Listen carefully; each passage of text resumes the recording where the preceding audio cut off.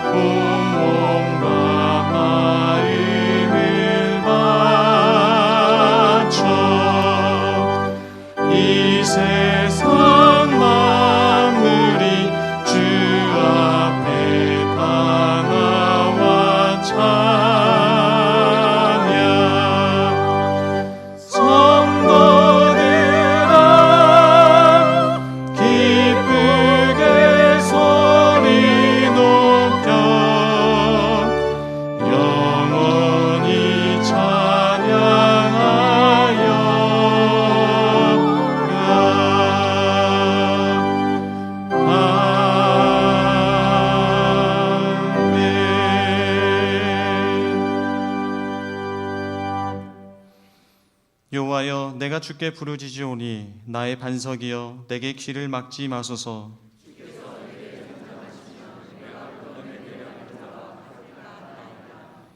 내가 주의 지성소를 향하여 나의 손을 들고 주께 부르짖을 때에 악인과 악을 행하는 자들과 함께 나를 끌어내지 마옵소서.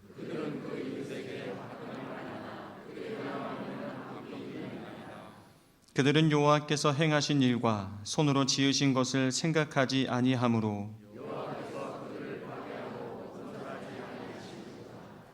여호와를 찬송하며 여호와는 나의 힘과 나의 방패이시니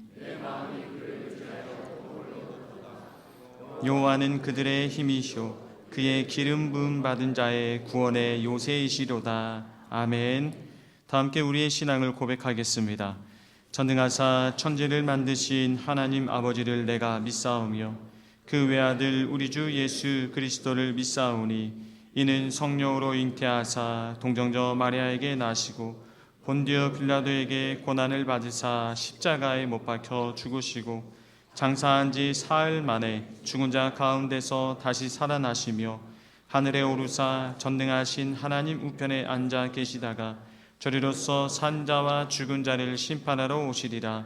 성령을 믿사오며 거룩한 공의와 성도가 서로 교통하는 것과 죄를 사하여 주시는 것과 몸이 다시 사는 것과 영원히 사는 것을 믿사옵나이다. 아멘.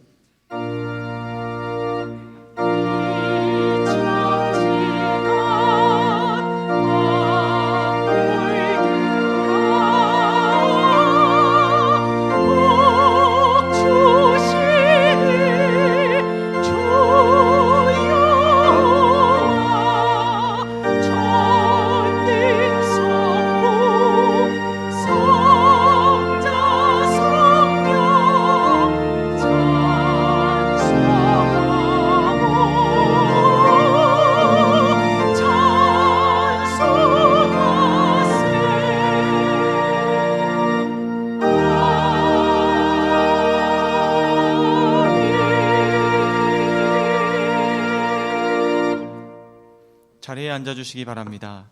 거룩하시고 신실하신 하나님 아버지, 오늘도 거룩한 주일을 허락하시고 예배의 자리로 불러주신 주님의 은혜에 감사드립니다. 항상 저희의 삶을 한순간도 놓지 않으시고 지켜주신 은혜와 사랑을 기억하며 모든 영광과 찬송을 주님께 올려드립니다. 때로는 저희가 하나님의 은혜를 잊고 살아갈 때도 변함없는 사랑으로 인도하여 주셨고, 넘어질 때마다 붙드시며 다시 일어설 힘을 허락하였음을 고백합니다. 항상 저희와 동행하여 주시는 주님, 우리의 삶과 가정, 일터와 교회, 우리의 모든 걸음을 주님의 손에 맡겨드립니다. 우리의 계획보다 하나님의 뜻이 앞서게 하시고 우리의 생각보다 주님의 지혜를 의지하며 살아가는 사람이 되게 하여 주옵소서. 거룩하신 하나님 아버지, 이 시간 우리의 모습을 돌아봅니다. 우리는 사랑하기보다 내 기준으로 형제와 이웃의 허물과 연약함을 먼저 판단하였고, 용서하기보다 원망하였으며 감사하기보다 불화였고, 섬기기보다 인정받기를 원했습니다. 또한 주님의 뜻보다 우리의 욕심을 앞세우며 살아온 모든 죄를 긍휼히 여겨주시고 예수 그리스도 보혈로 깨끗하게 씻어주셔서 다시 거룩한 백성으로 살아가게 하옵소서. 무더위가 계속되는 여름철입니다. 특별히 연로하신 성도들과 병중에 있는 성도들, 홀로 지내시는 어르신들과 연약한 지체들을 주님의 손으로 붙들어 주옵소서. 건강을 지켜주시고 가정마다 평안과 위로를 더해 주시며 여름철 모든 사고와 질병으로부터 보호하여 주옵소서. 우리 교회를 축복해 주시옵소서.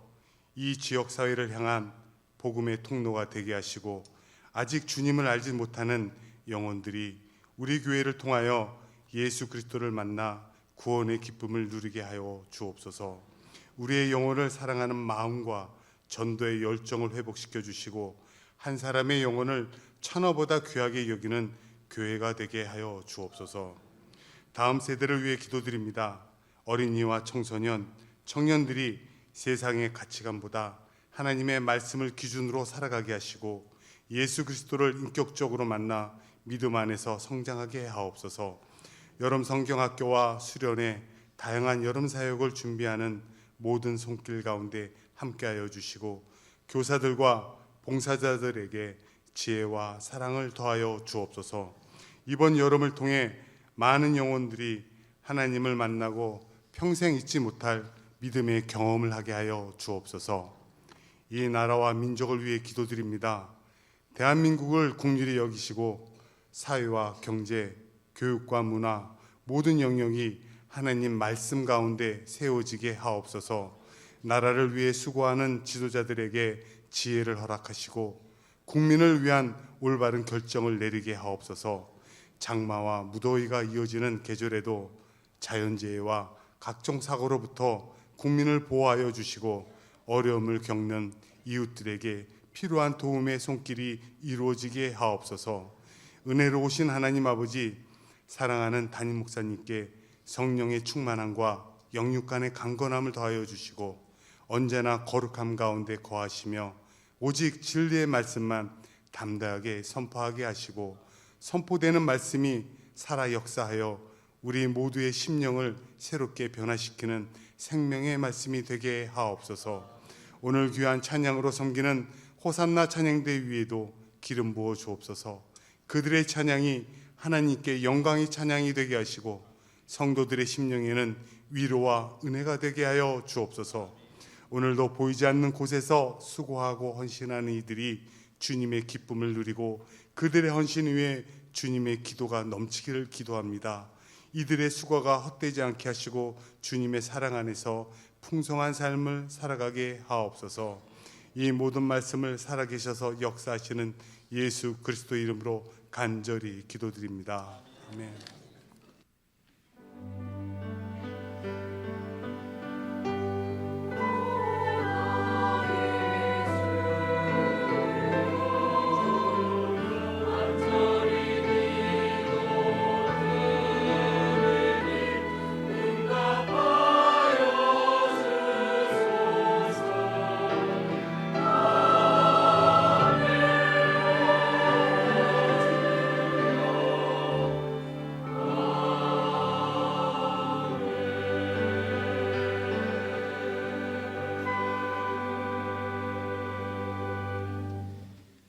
주님께서 가르쳐 주신 기도를 다 같이 찬양으로 고백하시겠습니다.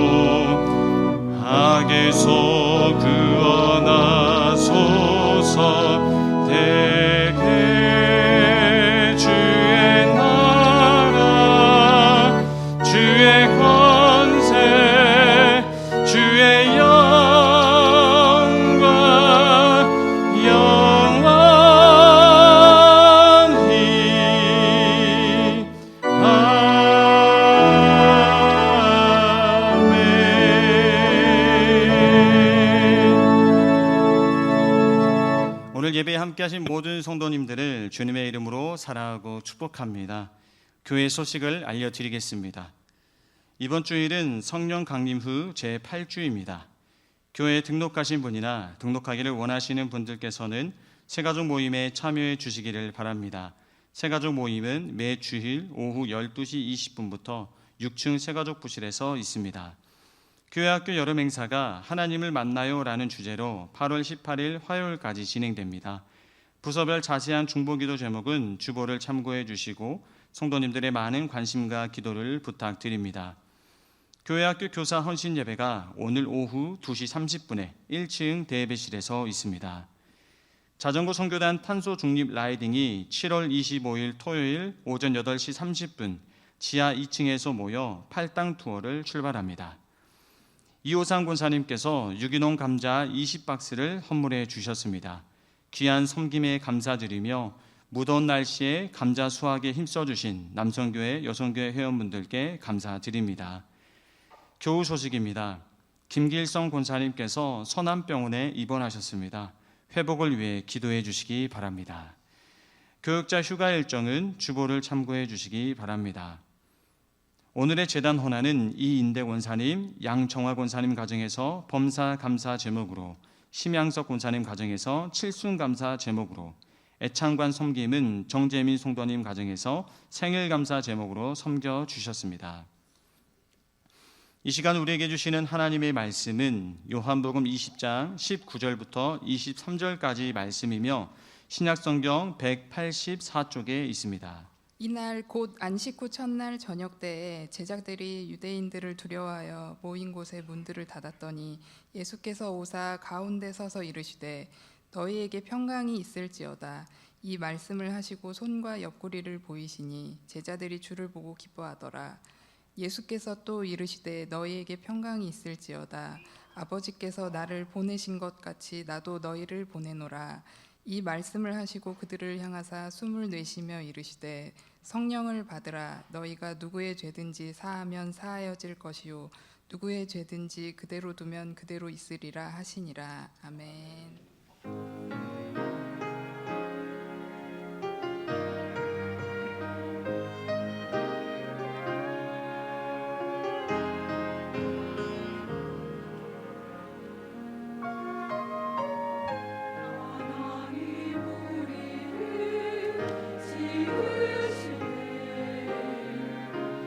사랑을 담아 빚으시고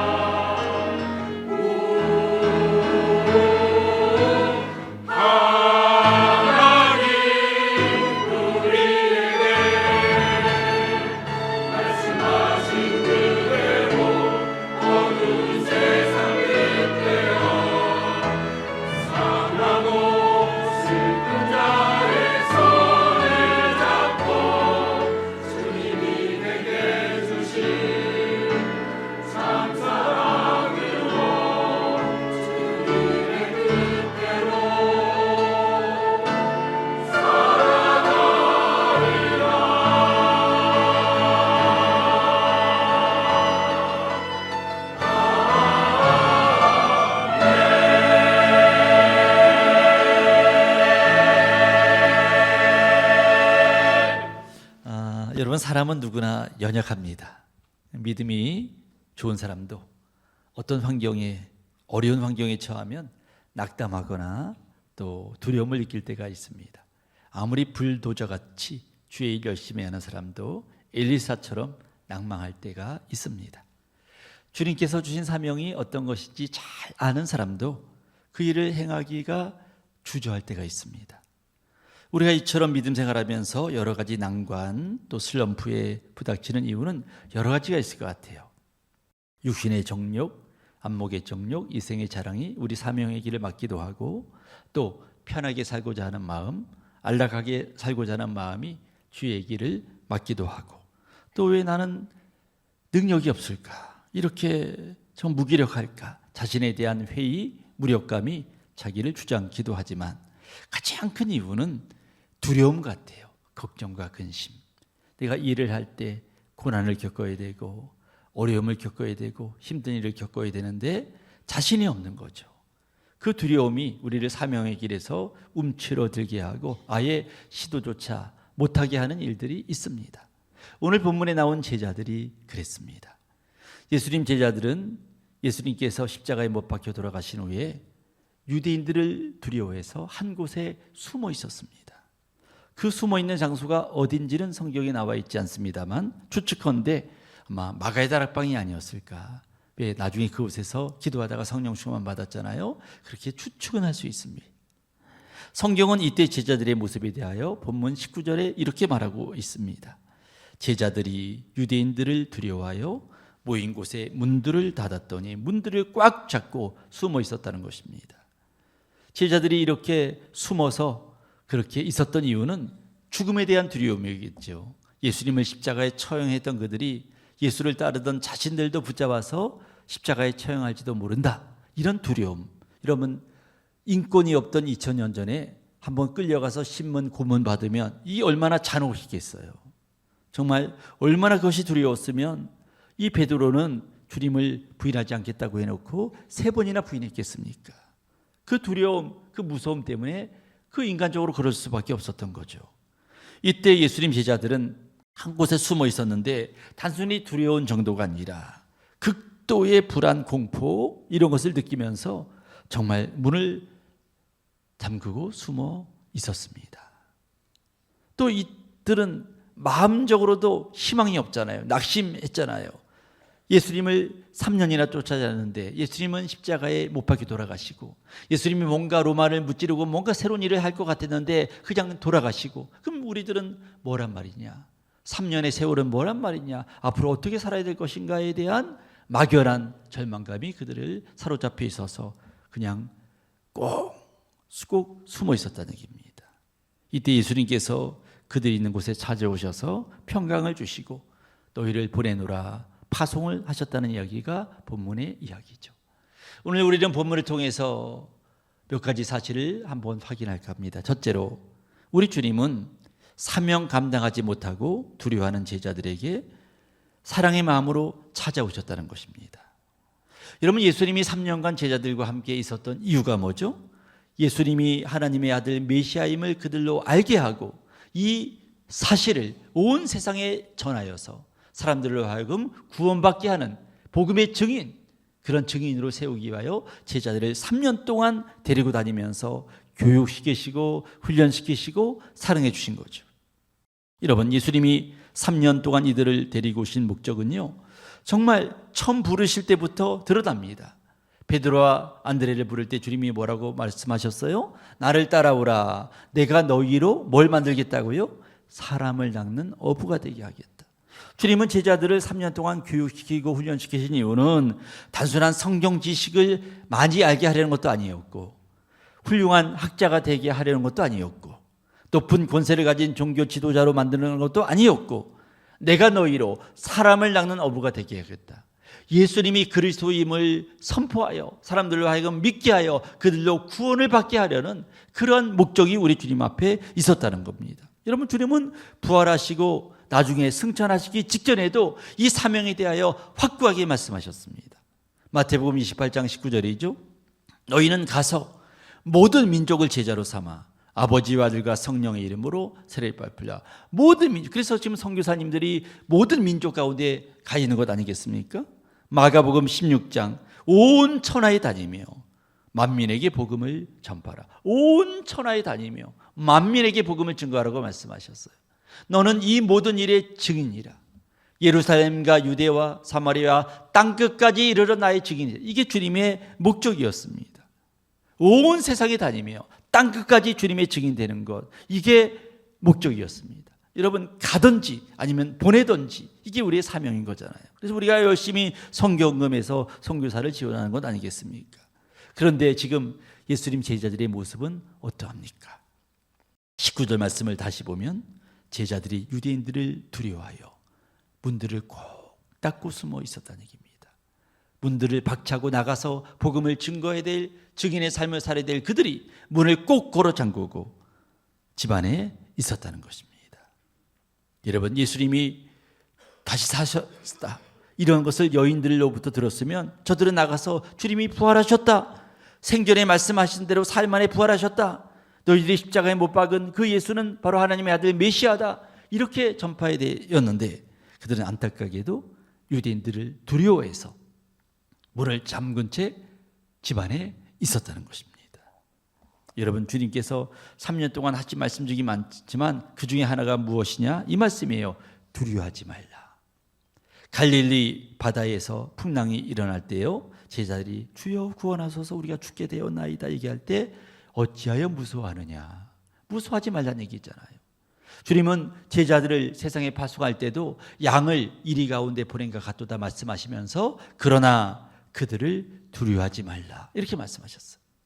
주님은요, 십자가를 지시기 얼마 전에 제자들이 두려워할 때 요한복음 14장 1절에 너희는 마음에 근심하지 말라, 하나님을 믿으니 또 나를 믿으라, 두려워하지 말라는 말을 몇 번이나 하셨어요.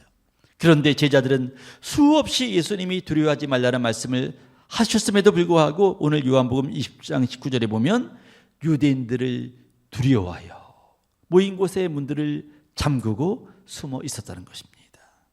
여러분, 19장을 다시 보면요, 맨 끝에, 첫 번째 줄 맨 끝에 문을 닫았다가 아니라 문들을 닫았다는 거예요. 문들. 여러 개의 출입문이 있었으면 그 문을 닫았다는 의미지만 영적으로 의미가 있겠죠.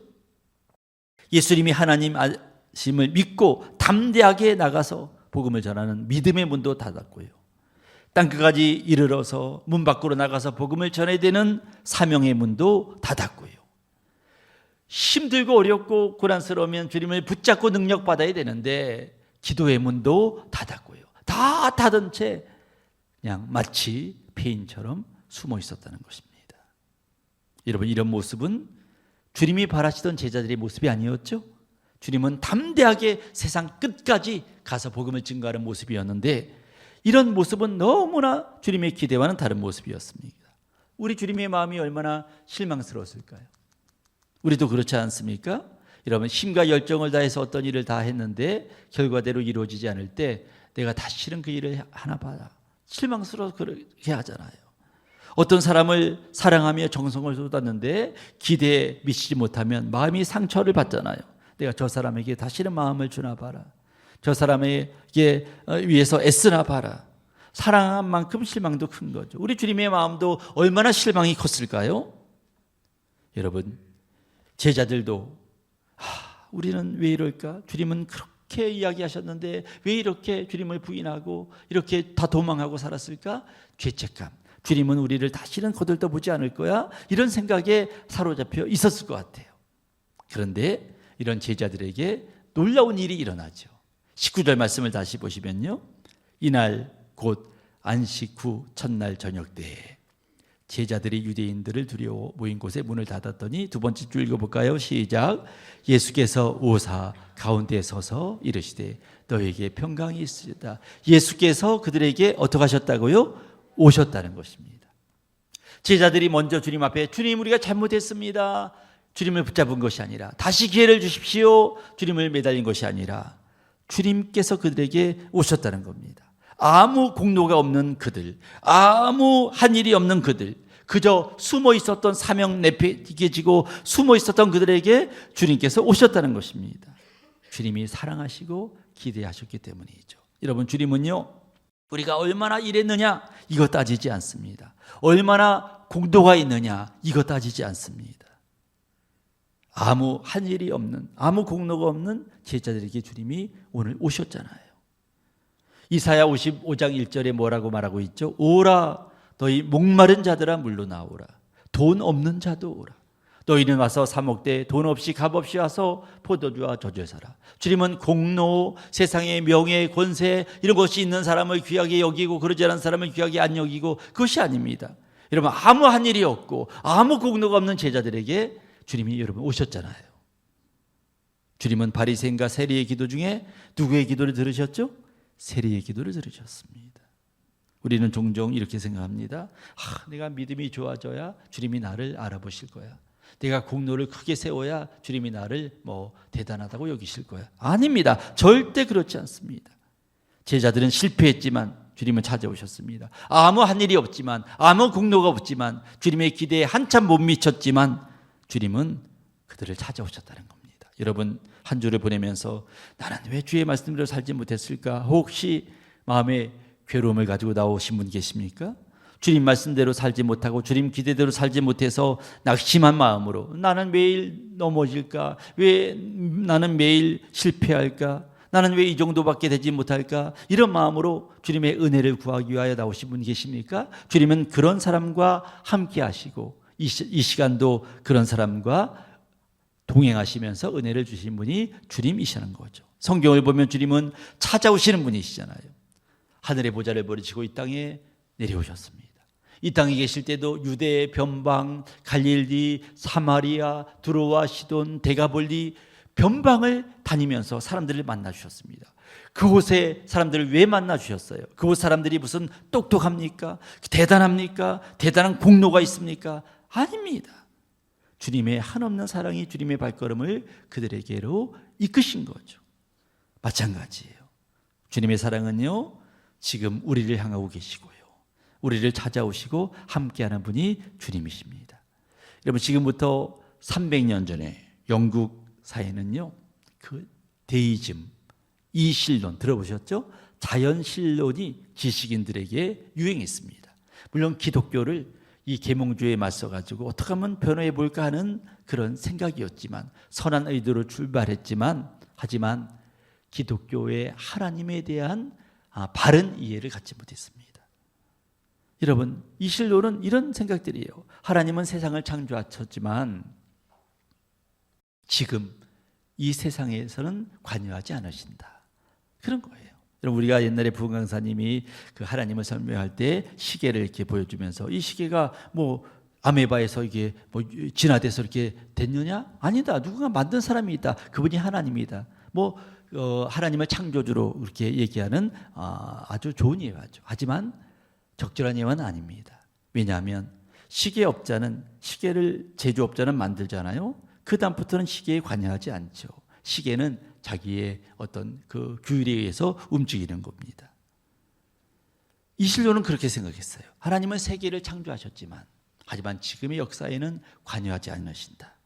그러므로 삶 속에 일어나는 기적도 부인하고 성령의 역사도 부인하고 오직 이성적으로 모든 것을 설명하려고 했습니다. 이런 잘못된 하나님 생각 속에서도 정말 수많은 믿음의 사람들이 바로 서서 주님을 의지하였고, 300년 전에 그 시대에 지어진 찬송들이 수없이 많습니다. 필립 도드리라는 사람은 1702년대에 살았는데, 그는 주의 말씀 받은 그날 기쁘고도 기쁘도다, 이런 찬송을 작사했습니다. 아이작 와츠는요, 웬 말인가 날 위하여 궁중 나는 새를 보라, 십자가를 질 수 있나, 옛부터 도움 되신 주, 이런 찬송을 작사했습니다. 윌리엄스란 사람은요, 전능하신 주 하나님 나는 순례자이니, 이런 찬송을 비롯하여 수많은 찬송을 작곡했습니다. 이 시대에 활동했던 그 인물 중에 한 명이 여러분 잘 아시는 요한 웨슬리의 동생 찰스 웨슬리입니다.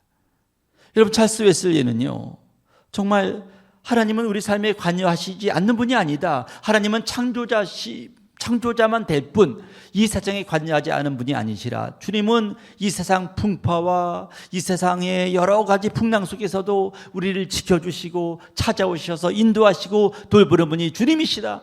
하나님에 대한 이 생각을 찬송 시에 많이 넣었습니다. 그 중에 하나가 388장에 있죠. 1740년 전에 작사한 겁니다. 이실론에 대한 웨슬리 신앙이 녹아 있는 신앙이라고 얘기할 수가 있어요. 여러분, 하나님은 역사하신다. 보십시오. 비바람이 칠 때, 물결이 높일 때 주님은 저 하늘에서만 보고 관여 안 하시고 계시는 분이 아니라 나를 품어주는 분이시기 때문에 품어달라고 기도하는 거죠. 나의 영혼 피할 때 예수밖에 없으니 혼자 있게 마시고 위로하여 주옵소서. 주님이 위로하시고 함께하는 분이기 때문에 주님 앞에 이렇게 기도합니다.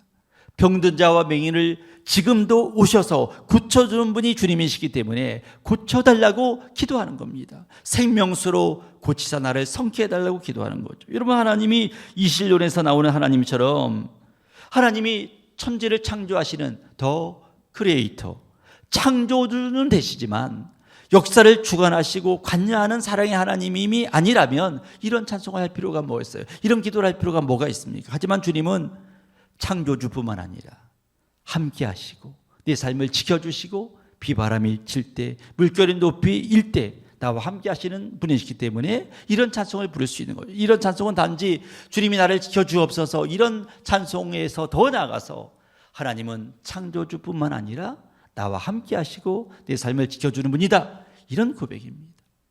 우리 찬송을 우리 한번 불러볼까요?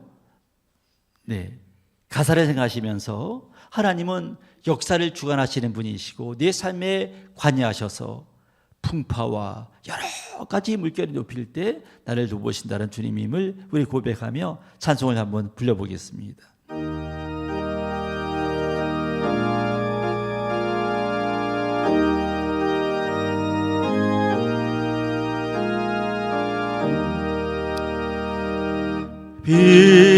비바람이 칠 때와 물결 높일 때에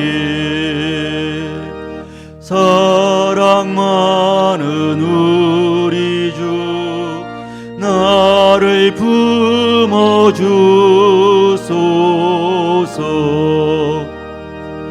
품파지 나가도록 나를 숨겨주시고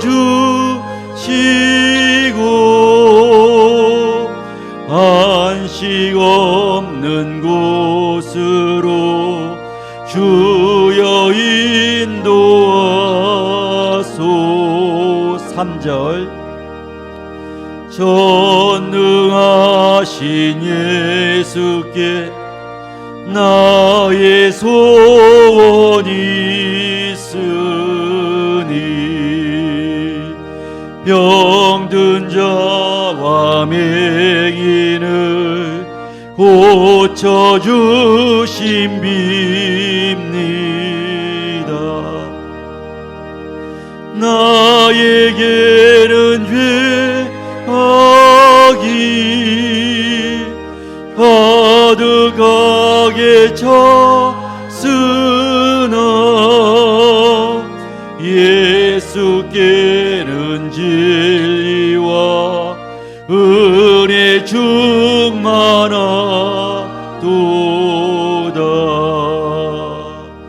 나의 죄를 사는 주의 은혜 크도다. 생명수로 고치사 나를 성케 하소서. 생명수는 예수님 마시게 하시옵고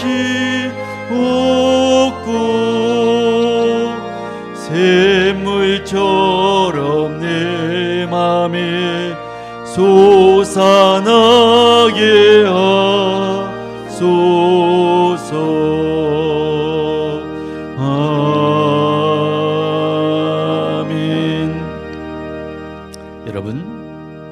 비바람이 칠 때, 물결이 높이 일 때 우리 주님은 저 우주에서, 저 하나님 나라에서 우리를 내려다보고 구경만 하시는 분이 아니라 나를 품어주시고 위로하시고, 내가 아프고 힘들 때 고쳐주시고 생명수로 살려주시는 분이심을 믿으시길 간절히 축복합니다.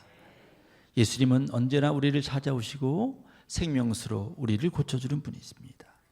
우리 교회는 교회는 작아서 몇백 명, 1000명, 2000명은 모여야 힘이 있지, 우리 속회는 작아서, 우리 성교회는 몇 명이 모이지 않아서 힘이 없어, 최소한 10명은 모여야 힘이 있지, 절대로 아닙니다. 주님은 이렇게 마태복음 18장 20절에 말씀하셨어요. 두세 사람이 내 이름으로 모인 곳에는 나도 그 중에 있느니라.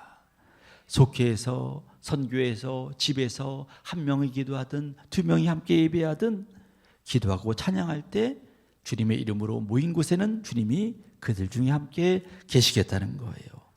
여러분, 제자들이 오늘 본문에 보면 큰 일을 한 후에 주님이 찾아오신 게 아닙니다. 실패하고 주님 기대 이하의 삶을 살았을 때에도 주님은 찾아오셔서 그들과 함께 하셨습니다. 어떤 상황, 어떤 형편, 어떤 지경이든지 낭망하지 마시고 주님이 여러분과 저를 찾아오시고 함께하는 분임을 믿으시길 간절히 축복합니다. 두 번째로, 주님은 두려워 떠는 제자들을 책망하지 않으시고 평강을 주셨습니다. 여러분, 제자들은 주님을 만나고 나서 얼마나 정말 마음이 떨렸을까요? 쥐구멍도 찾는 그런 기분이었을 겁니다. 주님이 그렇게 사랑하시고 용기를 주시고 분부하셨는데 이렇게 숨어있는 자신의 모습을 스스로도 보면서 양심이 있죠. 얼마나 주님 앞에 죄책감을 느꼈을까요? 그때 주님은 그들에게 오셔서 벌벌 떨고 있는 그들, 죄책감에 가득한 그들에게 뭐라고 말씀하시죠? 19절 말씀, 너희에게 무엇이 있을지어다라고요? 평강이 있을지어다. 한 번만 말씀하신 것이 아니라 19절, 21절 두 절에 걸쳐서 너희에게 평강이 있을지어다 이렇게 말씀하십니다. 주님은요, 그들에게 도대체 너희들 뭐 하고 있느냐, 왜 무서워서 벌벌 떨고 있느냐, 그렇게 내가 가르쳐줬는데 네가 그동안 뭐라고 가르쳤더냐, 이놈들아, 이렇게 말하지 않았습니다. 너에게 평강이 있을지어다. 두렵고 떠는 너희들 마음에 두려움이 없어지고 주님의 평강이 있을지어다. 기쁨이 넘칠지어다. 샬롬이 충만할지어다. 이렇게 말씀하신 거예요. 왜 주님은 이렇게 말씀하셨을까요? 주님은요, 제자들의 마음을 100% 이해하셨습니다. 두려워서 떨리는 마음. 왜 이해하셨을까요? 히브리서 4장 15절에는 주님은 이렇게 말하고 있어요. 우리에게 있는 대제사장은 우리의 연약함을 공감하지 못하실 리가 아니에요. 공감하시다는 얘기예요. 왜 주님은 우리의 이 두려움, 십자가를 질 때 이 두려움, 그래서 숨어있는 그 제자들의 마음을 공감하셨을까요? 모든 일에 우리와 똑같이 주님은 시험을 받아 보셨습니다. 주님은 배고파 보셨고, 목말라 보셨고, 외로워 보셨고, 억울해 보셨고, 시험과 환난을 받아 보셨고, 배신도 경험하셨고, 겟세마네 동산에서 십자가가 얼마나 힘들면 할 수만 있으면 이 잔을 내게서 옮겨 주옵소서. 십자가가 얼마나 힘들다는 걸 알아요. 그렇기 때문에 예수님 제자들도 얼마나 십자가가 두렵다는 것을 아셨습니다. 그러니까 책망하고 야단치지 않고 너에게 평강이 있을지어다. 두려워하지 말라. 이렇게 말씀하신 거죠. 그렇다면 주님은 그저 평강 있을지어다 여기서 계속 기뻐하면서 여기서 있어라 이렇게 말씀하셨을까요? 아닙니다. 주님은요, 평강이 있을지어다, 네가 너의 마음을 위로한다, 이해한다, 그러니 여기서 편히 쉬어라 말씀하신 것이 아닙니다.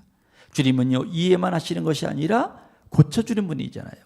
나사로가 죽었을 때 주님은 눈물을 흘리며 그들의 아픔을 이해하시는 분이지만 거기서 끝난 것이 아니라 나사로야 나오라 이렇게 말씀하셨잖아요. 주님은 병을 치료하는 분이시거든요. 오늘 본문도 똑같아요. 너희들이 얼마나 두려워하는지 안다, 얼마나 무서워하는지 안다, 이렇게만 말씀하신 것이 아니라요.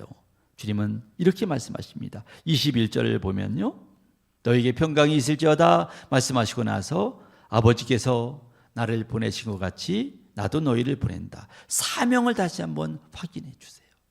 이 사명 감당할 수 없어가지고 지금 저렇게 숨어 있는데 어떻게 나가라고 하느냐, 세상으로 보낸다고 얘기하느냐. 주님은 그 다음에 세상으로 갈 수 있는 그런 비결, 그 능력을 주세요. 그게 무엇이냐? 22절 말씀이죠. 22절을 다 함께 읽어볼까요? 시작. 이 말씀을 하시고 그들을 향하사 숨을 내쉬며 이르시되 뭐라고요? 성령을 받으라. 그들을 향하여 숨을 내쉬고, 창세기에 보면 우리 주님께서 흙으로 사람을 만드시고 그 코에 뭘 불어넣으셨어요? 생기를 후 하고 불어넣을 때 그 흙덩어리가 뭐가 됐습니까? 생명이 되었잖아요. 주님은 벌벌 떨고 있는 두려움에 가득한 제자들에게 후 하고 성령을, 생기를 불어넣으셨어요. 그때 그들은 성령 충만받고 오순절에서 성령 충만받고 나가서 담대한 믿음의 사람이 되었던 겁니다. 주님은요, 사명 감당 그리고 성령 받음, 이것이 하나라고 말씀하세요. 사명을 감당하려면 여러분 사람의 힘으로 안 돼요. 사람의 능력으로 안 돼요. 성령을 충만히 받지 않고는 안 되는 겁니다. 성령께서 하시는 일이 여러 가지겠지만 그 중에 한 가지는 주님의 일을 할 수 있도록 힘과 용기와 능력을 주시는 겁니다. 사도행전 1장 8절 보세요. 오직 성령이 너에게 임하시면 너희가 뭘 받고요? 권능을 받는 겁니다. 권능을. 누가복음 24장 49절 보세요. 내가 아버지의 약속한 것을 이제 너에게 보낼 것이다. 성령을 보낼 것이다. 그때 위로부터 무엇을 입혀지느냐? 능력이 입혀진다는 겁니다.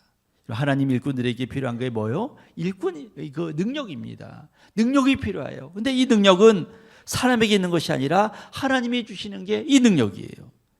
위대한 사람들은 모두 하나님이 주시는 성령 충만 가운데 능력을 받아서 주의를 한 거죠. 베드로도 자신의 힘을 의지할 때는 내가 주님을 절대로 부인하지 않겠습니다 했어도 3번이나 계집종의 말에 부인했습니다.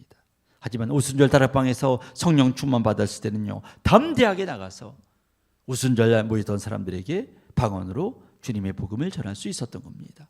사도 바울도 자기 능력으로 안 되는 걸 알았기 때문에 그동안에 자랑했던 모든 것을 배설물처럼 여긴다. 배설물처럼 여긴다고 그랬어요. 그리고 주님의 능력을 의지했습니다. 고린도전서 2장 3절, 4절, 5절 말씀해 보세요. 우리가 사도 바울 하면 대단하게 담대하게 불도저 같은 믿음으로 알고 있어요. 하지만 3절에 바울은 고백합니다. 내가 너희 가운데 거할 때 약하고 두려워하고 심히 떨었노라. 이런 바울도 불도저 것처럼 막 밀어붙이는 그런 사람이었지만 어떤 때는요, 약하고 두려워하고 심히 떨었다는 겁니다. 여러분도 마찬가지고 저도 마찬가지예요. 약할 때가 있고 두려워할 때 있고 막 떨릴 때가 있어요. 이거 어떡하지? 하지만 바울은 어떡합니까? 성령의 능력을 의지했어요. 4절 말씀 읽어볼까요? 시작. 내 말과 전도함이 설득여인은 지혜의 말로 하지 아니하고 뭘로 했어요? 다만 성령의 나타짐과 성령의 능력으로 했기 때문에 놀라운 능력이 나타난 것이죠. 여러분, 육신의 능력, 육신의 힘, 하나님을 섬기는데 소용없어요. 하나님이 하시는 일은 영적인 일이기 때문이에요.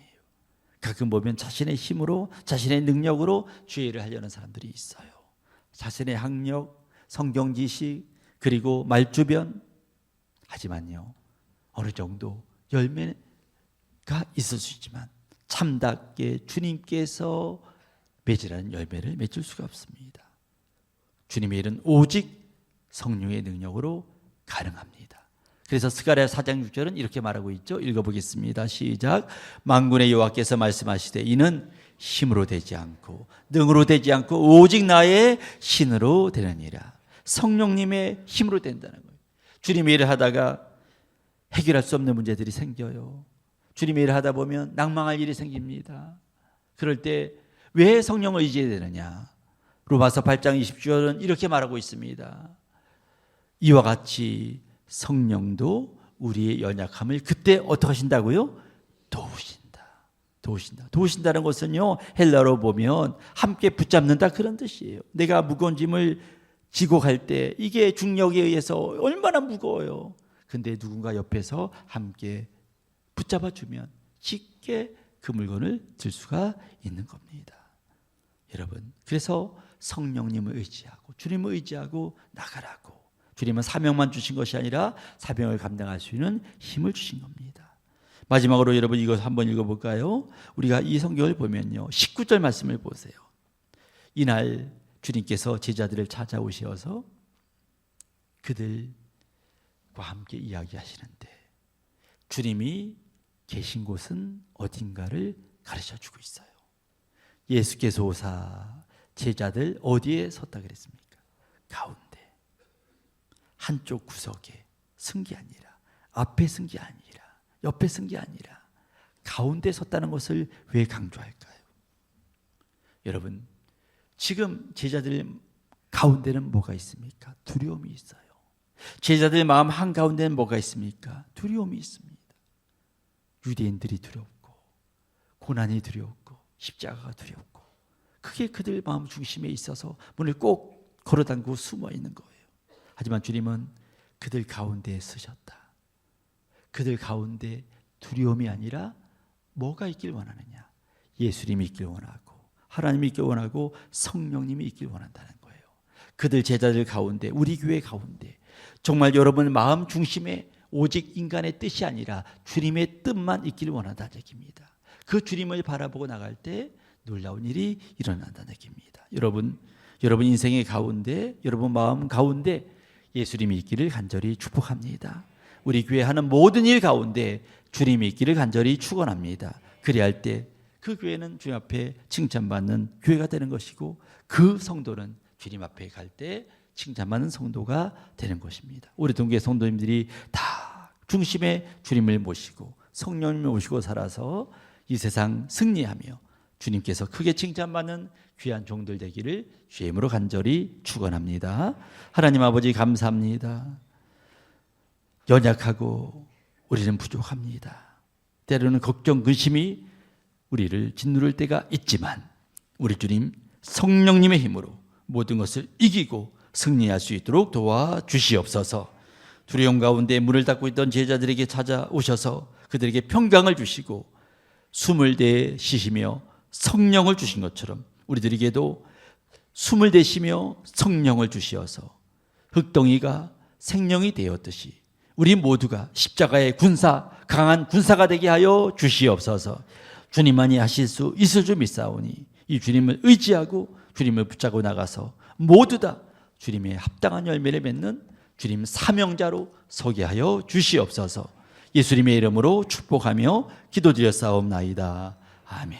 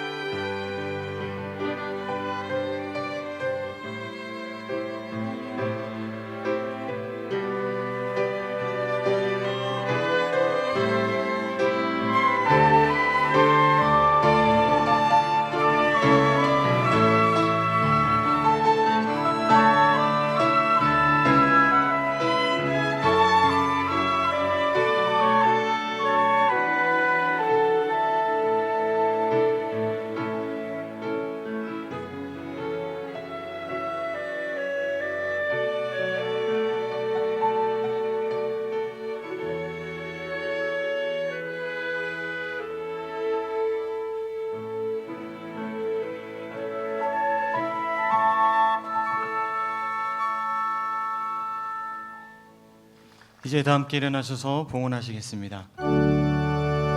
내게 있는 모든 것을 아낌없이 드리는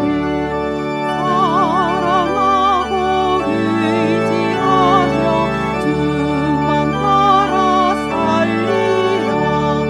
주께 드리네 주께 드리네 사랑하는 구주 앞에 모두 드리네.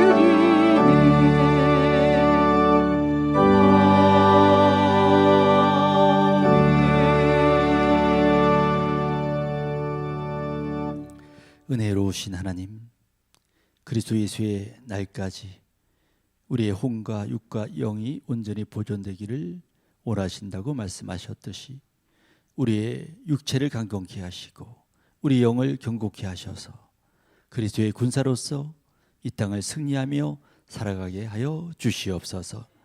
우리 동교회 성도님들 주께서 특별히 살펴주시어서 이 언덕길을 힘차게 달려나올 수 있는 건강과 체력을 주시고 또 영적으로 힘을 주셔서 그리스도의 강한 군사로 세상을 승리하고 살아가게 하여 주옵소서.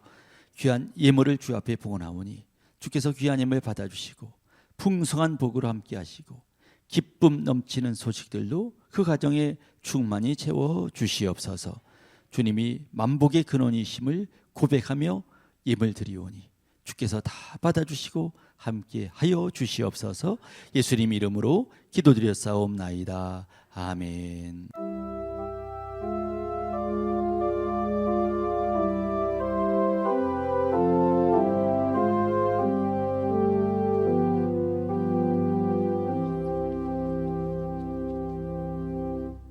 사랑의 하나님, 전반기를 은혜 가운데 살게 하신 주님의 사랑에 감사드립니다.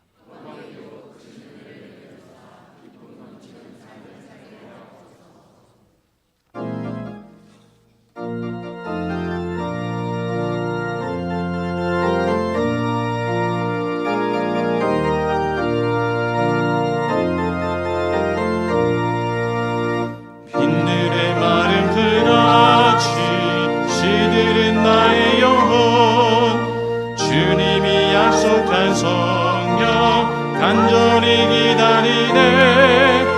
가물어 메마른 땅에 단비를 내리시듯 성령의 단비를 부어 새 생명 주옵소서. 반가운 빗소리 들려 산천이 춤을 추네. 봄비로 내리는 성령 내게도 주옵소서. 가물어 메마른 땅에 단비를 내리시듯 성령의 단비를 부어 새 생명 주옵소서. 절 따라 은어를 내려 조목이 물성하니 갈급한 내 심령 위에 성령을 부소서. 가물어 메마른 땅에 단비를 내리시듯 성령의 단비를 부어 새 생명 주옵소서. 참되신 사랑의 언약 어길 수 있사오랴. 오늘의 흡족한 은혜 주실 줄 믿습니다. 가물어 메마른 땅에 단비를 내리시듯 성령의 단비를 부어 새 생명 주옵소서.